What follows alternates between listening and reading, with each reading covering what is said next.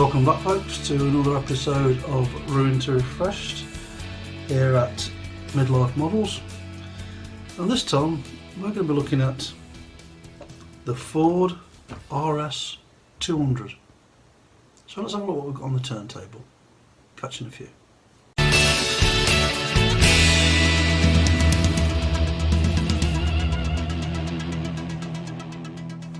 So as you can see, we've got three of these models, and these are Matchbox Ford RS 200 Matchbox International Limited, made in China, 1986. And as I said, I've got three of these, so what we're going to do is give this possibly the Italian job look. We'll take one of these apart and see what we've got inside. So I've already pre-drilled the flanges, so that we can take one apart and have a look what we've got.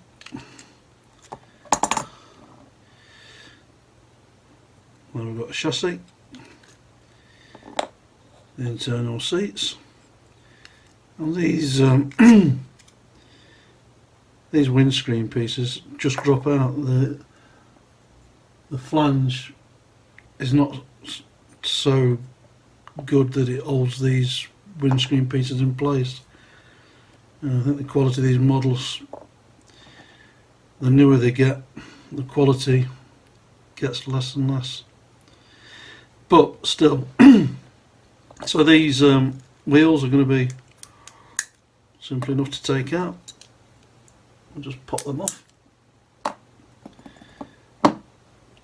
and everything will go, well, the chassis and the body will go into caustic soda. The plastic parts, we'll put them into some soapy liquid, give them a clean up, and the next time we'll see you will be down in the lab, so we'll catch you in a few.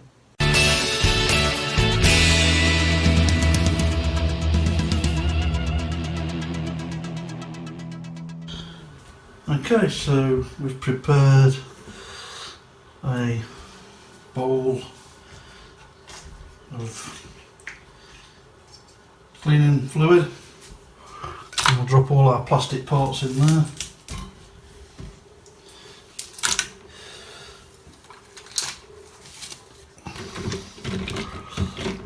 Give that a bit of a swirl round with a brush. And we'll let that stand for a while.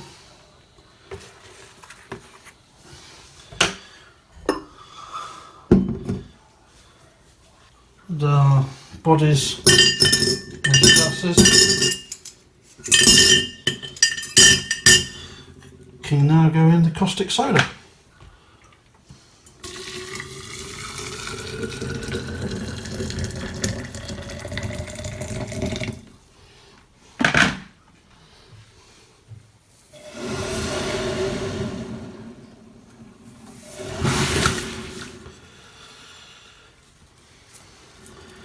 And that's why you wear PPE.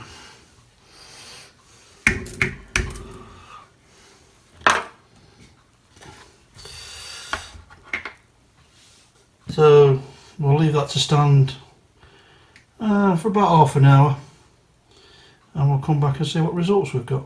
So we'll catch you later.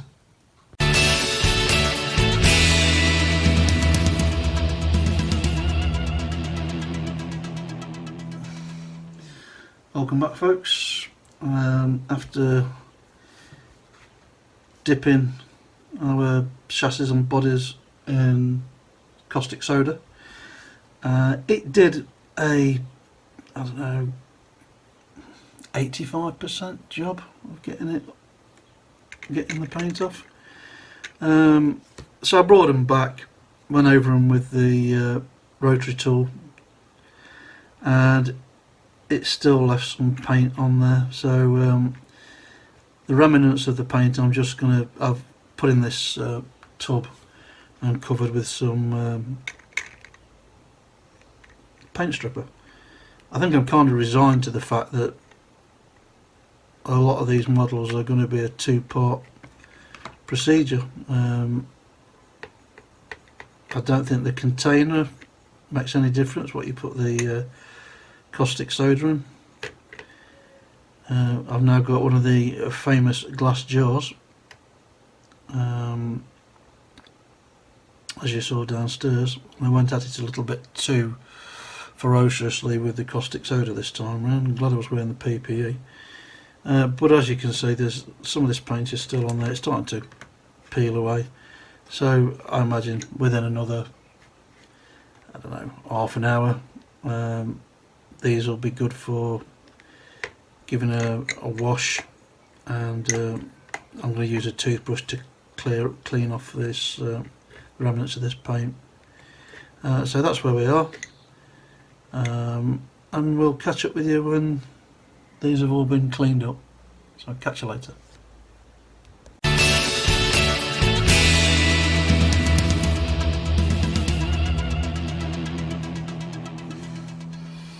Okay folks, we're back again with the turntable, and as you can see, a lot of these parts have now been cleaned. I'm quite happy to use this two-step process to clean these bodies. If I can get the bulk of the stuff off with caustic soda and then just use a little bit of paint stripper to get the rest off, so be it. So I'll give them a wipe over with a panel wipe spray. The interiors have come up clean as a whistle, to be honest, so I'm happy with that. The windscreens want a bit of work. All they've had done at the moment is been cleaned with washing up liquid. Same with the tyres. The tyres I'll give a black wash and we'll re-silver the hubs. Painstaking job, but quite satisfactory once it's done. So I'm just going to move that out of the way and look at this one windscreen, which is a manky colour of, it's almost like nicotine colour. But the point being with this one is I'm just going to use some methylated spirit, and as you can see on the top there's some blue overspray, I think it is. And even though these cars are, well, 1986, not the oldest cars I've dealt with, you can see that the methylated spirit will fetch off this overspray.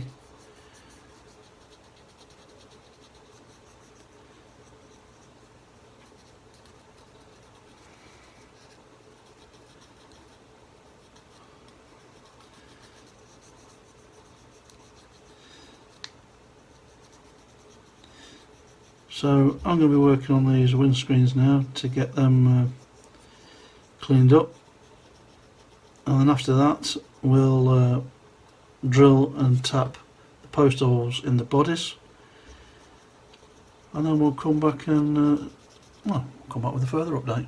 So catch you in a few.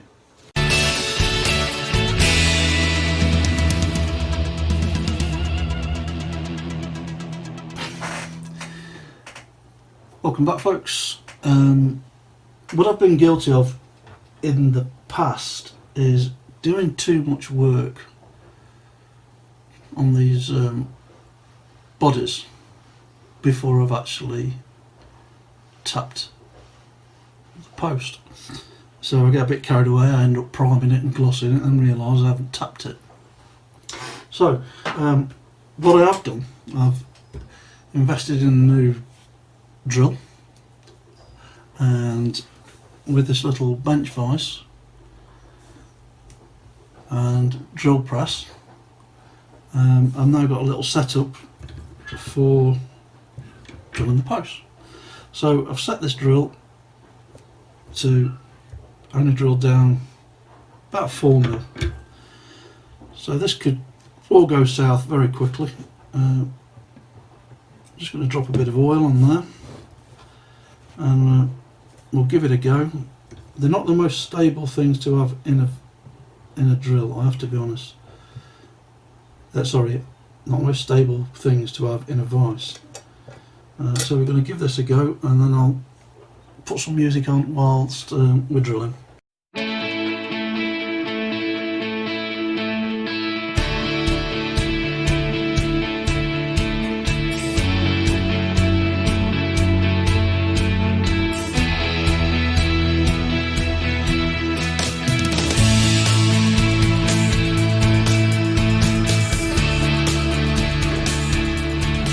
Okay.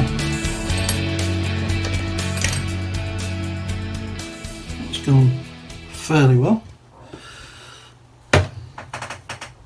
Let's just clean that off.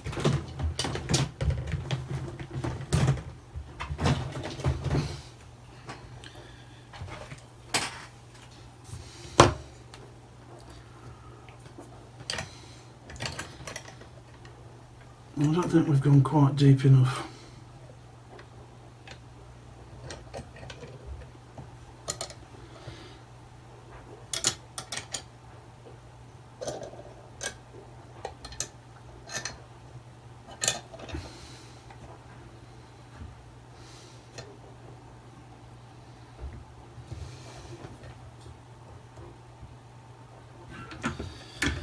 I've got the body a bit too high this time.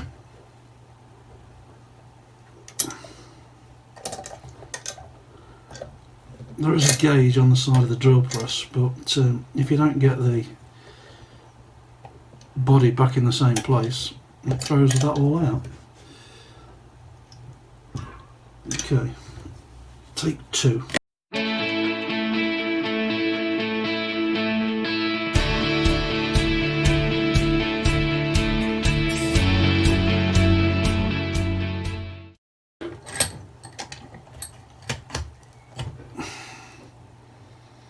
Excellent.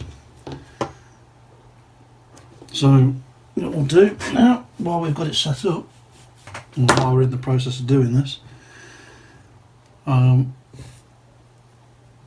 just going to drop a bit of oil into the post hole.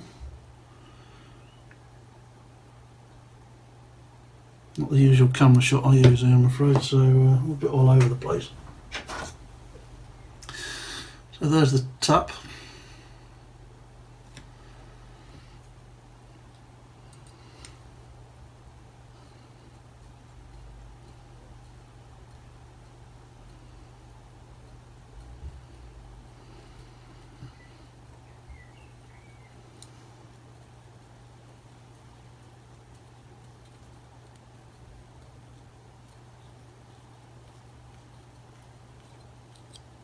And of course the best thing to do is, while you're doing this, is don't go too many turns before you take the tap out, and clean off any burr that's on there,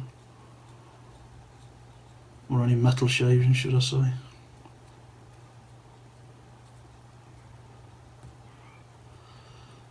So 3 or 4 turns, check it out.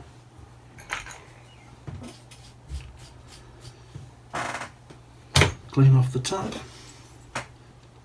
and you'll feel the tap tighten up when you reach the bottom of the hole that you've drilled. If you force it too much, trust me, you'll break the tap, and that's the last thing you need. And then I've got some M2 bolts. So I'll take one out. I haven't got a little screwdriver to hand, so we'll just have to tighten this up finger tight. But as you can see, that's now gone in there with no problem. So I'm going to put this down as a success, and I've learned from my previous mistakes of not doing this part before you do anything else, because you'll only end up scratching paintwork and throwing your toys out the pram. So there we go, a bit of drilling and tapping. I've already done, oh, that's 2 done now. So I've got 1 more to do, and I'll do that off camera. Catch you later.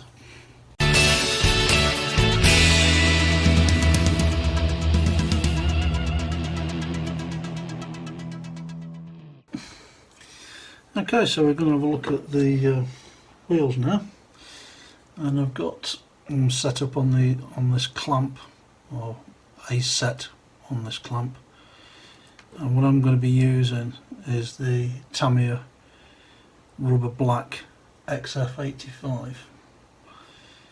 I don't use a lot of the. When I first started model making,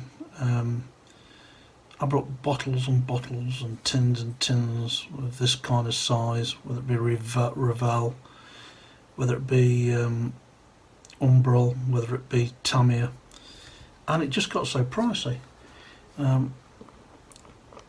This bottle is half full, brand new, half full. It's hardly been touched. So you can understand why I've kind of gravitated towards rattle cans. So what I'm going to do with this black rubber is go with a complete wheel.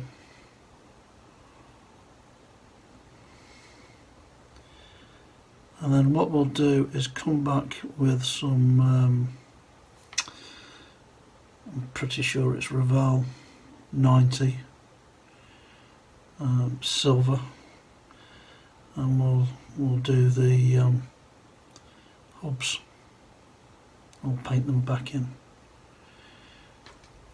But I do, even though this stuff is expensive, I do like the effect it gives of a rubber tyre, even though it's plastic.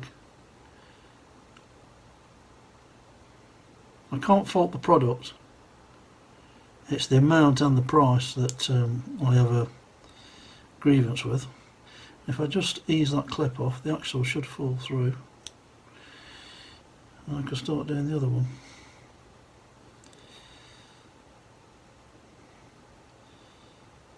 So I'm being a bit liberal with this this paint. It dries and the details of the hubs will come back.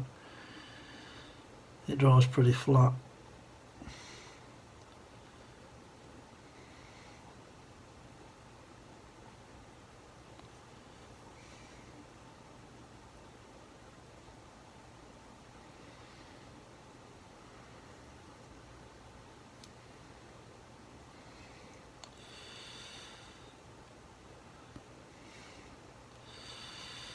So there we go. Once these have dried off, we'll get out the silver. We'll see what we can do with that. So see you in a few. Okay, so we're now looking at part 2 of our wheel refurbishment procedure, and I've got a tin of Revell 90 and my very best paintbrush disguised as a cocktail stick. So what I'm doing is just pushing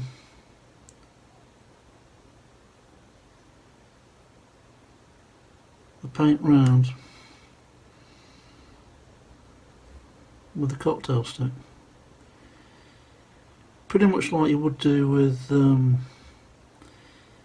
Molotow chrome pen, but I just can't get on with that pen. I've had 2, I've mentioned it in a previous ruin to refreshed or an update, I can't remember which one it was. It got all over the place.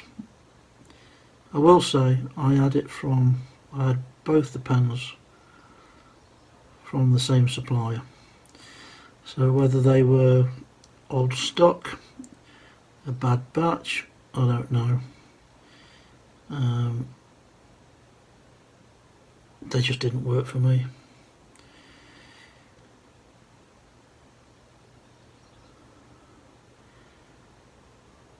But there's something quite soothing about doing this, I think. I'm using, while I think about it, a pair of these headband magnifying glasses. I'm wearing them over the top of my own glasses.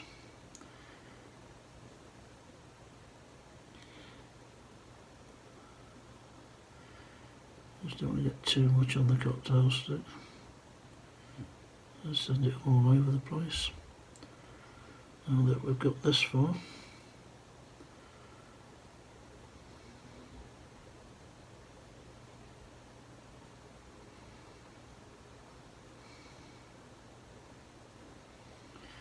And there we go. I think you'll agree that that's come out pretty good. Pleased with that. So only another 11 11 to go. So we'll crack on with this, and we'll catch up with you later. Cheers.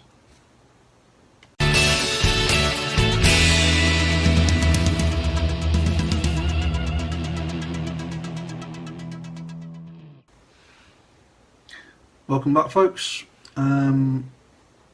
to this Ruined to Refreshed, and we're at the stage where things have progressed quite a bit.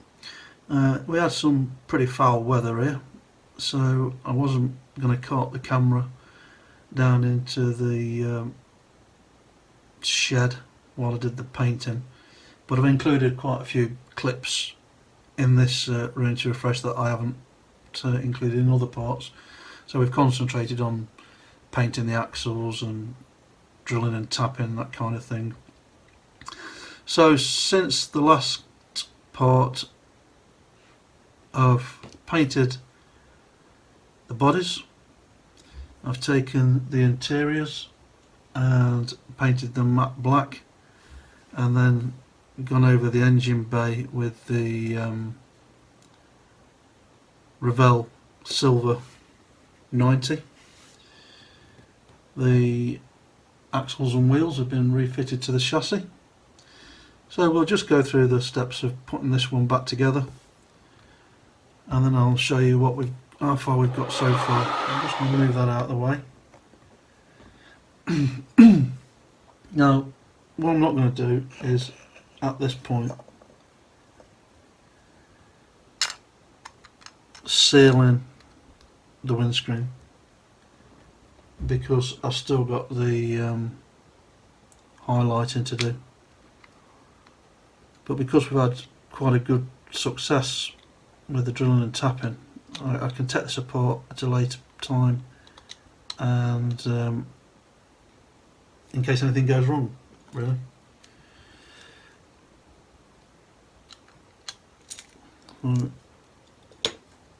Just like now.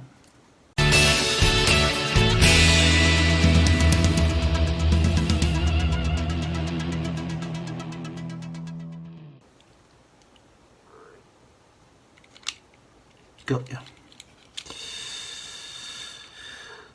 Like I say, you soon learn to have some patience.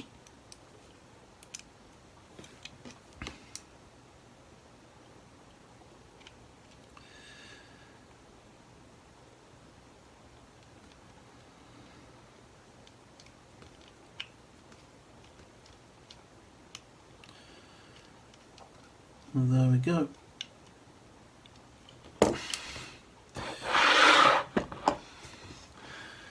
All fitted. It's a dry fit at this moment. I've still got the spotlights and headlights to do.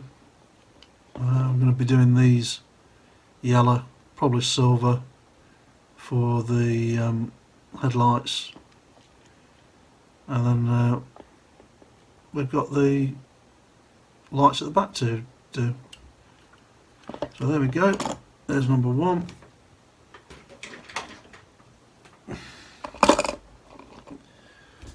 And there's 2 and 3.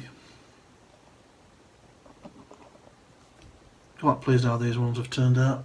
Could be the best best ruin to refresh so far.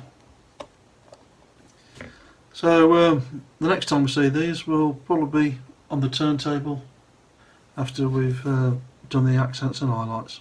So I'll catch you later. Cheers.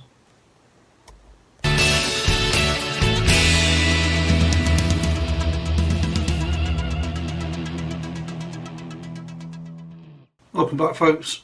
So here we are with the final section of this ruin to refreshed.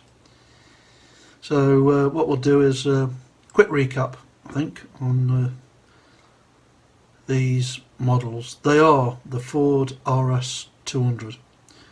Initially these were rally cars, but were in such a poor state, I just decided to refresh them with a fresh coat of paint and a bit of customisation. So we'll take the white one because it's easier to see the colours. We have done the spots on the headlights and on the rear. We've done indicators, brakes, and what I can only assume are reversing lights or fog lights. So we've done that on all 3 models.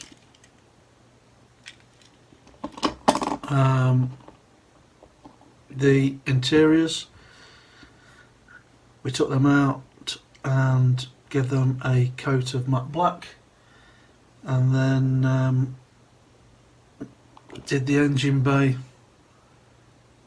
in silver. So there we go. There's our 3 RS 200s ready to go into the showroom. Well, I say showroom, it's a shelf at the top of the stairs, but you get the idea. Just one thing to point out, this one at the back, you'll notice there's a piece missing. I'm going to keep my eye out for another one of these because I'd like to replace that windscreen. It has been the problem one all the way through. I could try and make a piece, but it's so small. We'll keep his eye out for a replacement. So there we go, from ruined to refreshed. Thanks for watching, thanks for subscribing, and a few shout outs before I go. I'd like to thank George at Die-Cast Salvage, Paul at Pimp My Diecast for their kind comments and advice on projects going forward and where to get materials from, etc. For Paul Restorer, who always leaves a kind word in the comments, and Lee at Die-Cast Fixer Uppers, who keeps me going on Facebook. We've come up with some wacky ideas between us about what we'd like to do in the future. So thanks, Lee. All the best, mate. And all the best to those that have subscribed and joined the Facebook channel. Your support is deeply appreciated. And we'll see you in the next one. Cheers.